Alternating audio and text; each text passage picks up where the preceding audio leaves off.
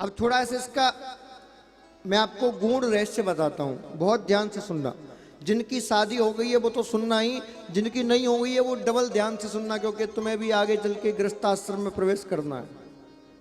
जिनकी नहीं हुई है वो तो बहुत 3 बार 4 बार घर जाके सुनना, याद हो जाए। क्योंकि मैं ये बात इसलिए कहता हूं क्योंकि आजकल शादी से पहले कोई बताता ही नहीं है कि शादी के बाद करना क्या है। बस घर वालों ने जबरदस्ती शादी कर दी, बस छुट्टी। शादी करना कोई सामान्य बात है? विवाह करना कोई सामान्य बात है? विवाह के बाद आप पर जिम्मेदारी होती है एक नई सृष्टि की उत्पत्ति की। अब बताओ, सृष्टि की उत्पत्ति क्या बिना ज्ञान के संभव है? और बिना ज्ञान के, बिना तप के यदि तुम सृष्टि की उत्पत्ति कर भी दोगे तो क्या करोगे? विनाश ही करोगे। बोलिए ना। जैसे आप विज्ञान के छात्र हो, ठीक है, आपने विज्ञान की कक्षा में एडमिशन तो ले लिया, लेकिन पढ़ने नहीं गए एक भी दिन, कोई ज्ञान प्राप्त नहीं किया। कौन सा केमिकल है, उसका क्या नाम है, कौन से केमिकल को कौन से केमिकल के संग मिलाएं तब क्या बनता है, ज्ञान प्राप्त नहीं किया। और डायरेक्ट एक दिन तुम्हें प्रयोगशाला में भेज दिया गया। अब तुम्हें तो क्या अहंकार है, मैं विज्ञान का छात्र हूं। और जैसे ही तुम्हें प्रयोगशाला में भेजा गया, तुमसे कहा गया प्रयोग करो। अब तुम्हें ज्ञान नहीं है तो बताओ, तुम जब उल्टे सीधे केमिकलों को मिलाओगे तो क्या होगा? विस्फोट होगा कि नहीं? क्या कोई ढंग की वस्तु बन पाएगी? क्या कोई प्रयोग सफल हो पाएगा? अब तुमसे कहा गया, बोले सुनो एक काम करो, जो हाइड्रोजन रखी है, जो ऑक्सीजन रखी है, पानी बना के दिखाओ। अब जब तक तुम्हें ये नहीं पता होगा कि हाइड्रोजन की मात्रा कितनी होनी है, ऑक्सीजन की कितनी होनी है, तब तक H2O कैसे बनेगा? पानी कैसे बनेगा?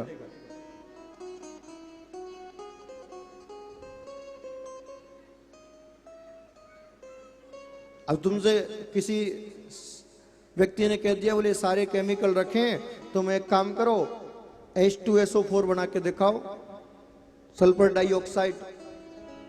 अब तुम्हें ये नहीं पता ही नहीं होगा कि सल्फर डाइऑक्साइड में कौन कौन से केमिकल यूज होते हैं, तो क्या बना पाओगे? नहीं बना पाओगे। तो ठीक उसी प्रकार ये गृहस्थ आश्रम में विवाह के बाद भी प्रयोगशाला ही है। विवाह भी एक प्रयोगशाला है। और उससे आप, यदि आपको ज्ञान नहीं होगा तो भैया फिर प्रोडक्ट उल्टे सीधे ही निकलेंगे। हाँ, फिर उल्टी सीधी प्रोडक्ट निकलेंगे। और ये उल्टी सीधे प्रोडक्ट निकले, फिर तुम हम जैसे कथावाचकों के, बाबाजियों के पास चक्कर लगाओगे, महाराज बेटा नहीं सुनता, बिगड़ गया, पढ़ाई में मन नहीं लगता, मोबाइल में लगा रहता है, बहुत उद्यम करता है, फिर चक्कर लगाते घूमोगे। क्यों? जिस समय प्रयोग करना था तब तक ज्ञान तुम्हें प्राप्त किया नहीं, अब भुगतो जिंदगी भर। हाँ जी कि ना जी? गृहस्थ आश्रम भी एक प्रयोगशाला है। अब देखिए मैं क्यों ये सब बातें कह रहा हूं। आप चाहो तो अपने घर में आज भी प्रहलाद जैसा भक्त पैदा कर सकते हो। आप चाहो तो अपने घर में आज भी ध्रुव जैसा भक्त पैदा कर सकते हो। आप चाहो तो अपने घर में आज भी आर्यभट्ट जैसा ज्ञानी पैदा कर सकते हो। आप चाहो तो आज भी अपने घर में चाणक्य जैसा बुद्धिजीवी पैदा कर सकते हो। लेकिन कैसे करोगे? विधि पता होना चाहिए। जब तक विधि पता नहीं होगी तब तक नहीं कर पाएंगे। और हमें कोई विधि बताता नहीं। गड़बड़ तो यही होती है, घर वालों ने जबरदस्ती शादी करा दिया, और सखियां क्या सिखाती हैं तो सब जानते ही हो, लेकिन जो सिखाने वाली चीज है वो किसी ने सिखाई नहीं। हाँ जी कि ना जी? इसीलिए हमारे सनातन धर्म में मुख्य रूप से 16 संस्कारों का वर्णन आया है। क्योंकि कथाएं तो ज्यादातर आपने सुनी है और सुन सुन के बूढ़े हो गए, कुछ लाभ मिला नहीं। इसीलिए थोड़ा सा इन बातों को सुन लो, जिससे आपके जीवन में सुधार आ जाए, आगे आने वाली पीढ़ी आपकी मंगलमय बन जाए।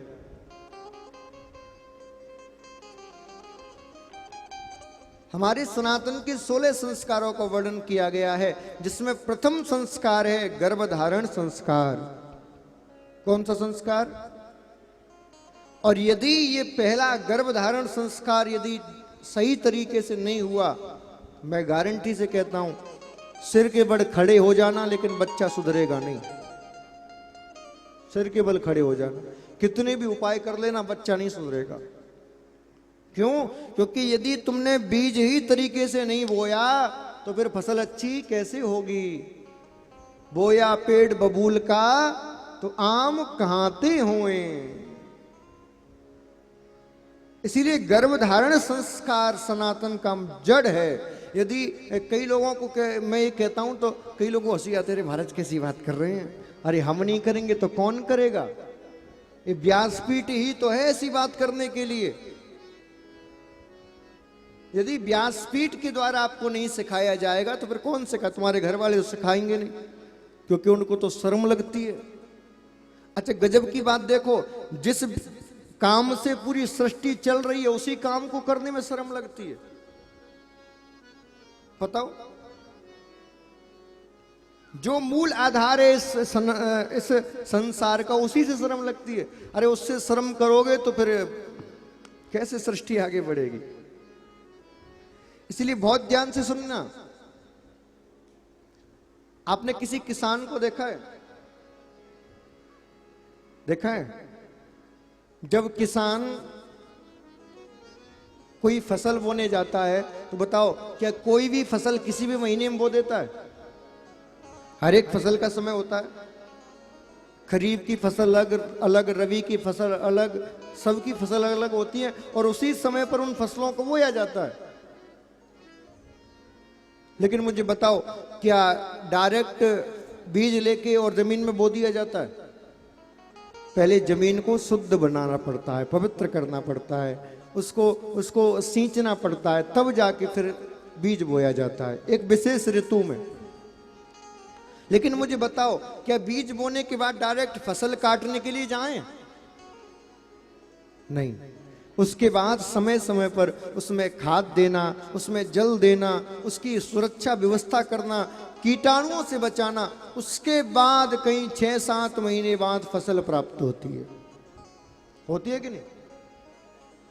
अब इतना परिश्रम किया तुमने फसल प्राप्त करने के लिए, तब तुम्हें एक अच्छी क्वालिटी का दाना अन्न पैदा प्राप्त हुआ। बताइए, इतना परिश्रम क्या तुम संतान उत्पत्ति में करते हो?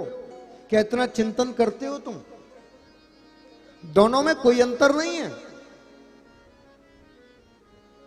सनातन धर्म का सूत्र बताता है कि जब आप गृहस्थ आश्रम को आगे बढ़ा के संतान उत्पत्ति के बारे में सोचो, गर्भाधारण संस्कार के बारे में सोचो, तो पहले पत्नी और पति को चाहिए कि प्रातः काल उठ के और किसी सदगुरु से, किसी आचार्य से मुहूर्त निकलवाए। पहला काम गर्भाधारण संस्कार का मुहूर्त निकलवाए, ये पहला काम। क्योंकि इसका भी विधान है, आप कौन से समय में, कौन सी तिथि में, कौन से बार में गर्भधारण संस्कार करते हो तो कौन सी कैसी संतान तुम्हारे घर में आएगी, इसका भी विधान है। इतना भी विधान है कि शुक्ल पक्ष में गर्भधारण संस्कार करोगे तो कौन होगा, कृष्ण पक्ष में करोगे तो कौन होगा, इसका भी विधान है। और 90% केसों में देखा गया है, जो व्यक्ति शुक्ल पक्ष में गर्भधारण संस्कार करता है उसके घर छोरा होता है, जो कृष्ण पक्ष में करता है उसके घर छोरी होती है। बहुत अद्भुत विज्ञान है सनातन का। तुमने कभी जानने की कोशिश नहीं की, बस तुम वैसे ही रह गए कथा सुनते सुनते। तो पहला काम क्या करना है? किसी आचार्य से मुहूर्त निकलवाइए। मुहूर्त निकलवाने के बाद जिस दिन का मुहूर्त हो उस दिन प्रातः काल से उपवास करिए। उपवास करने के बाद फिर घर में यज्ञ करवाइए, सत्यनारायण की कथा रखिए, पूजा करवाइए, अपने कुल देवी कुल देवताओं का पूजन करिए, अपने पितरों का पूजन करिए। क्योंकि जब तक आपके पितरों की, जब तक आपके कुल देवताओं की कृपा नहीं होगी, तब तक आपका वंश आगे नहीं बढ़ेगा। कितना भी प्रयत्न कर लेना, वंश को आगे बढ़ाने का कार्य करते हैं पितृ और कुल देवता। इसीलिए प्रातः काल यज्ञ करिए, भगवान नारायण की पूजा करिए, अपने गुरु की पूजा करिए, अपने इष्ट देव की पूजा करिए, पितरों की पूजा करिए, कुल देवता की पूजा करिए। और इतना करने के बाद दिन में उत्सव मनाइए। जितनी भी सुहागिन माताएं हैं उनको बुला के, और जिस कन्या के द्वारा वो गर्भधारण संस्कार होना है, जिस बहू के द्वारा गर्भधारण संस्कार होना है, उसको आशीर्वाद दिलवाइए, उसके कल्याण के लिए मंगल वचन कहलवाइए, घर में कीर्तन करवाइए।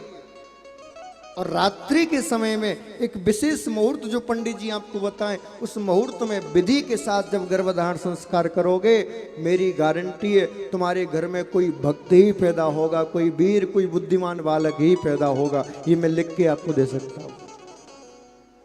और तुम हंसी मजाक में करोगे तो फिर छोरा छोरी भी हंसी मजाक वाले ही होंगे महाराज, हैं? अरे महाराज कैसे करें, हमें तो लाज आती, हम कैसे कह दें घर वालों से। हमारे ब्रज में कहावत है, जाने करी शर्म बाके फूटे करम। तो कभी संस्कार करने में शर्म मत करना। बुरा काम करने में तुम्हें बिल्कुल शर्म नहीं आती, झूठ बोलने में बिल्कुल शर्म नहीं आती है, अच्छा काम करने में शर्म आती है।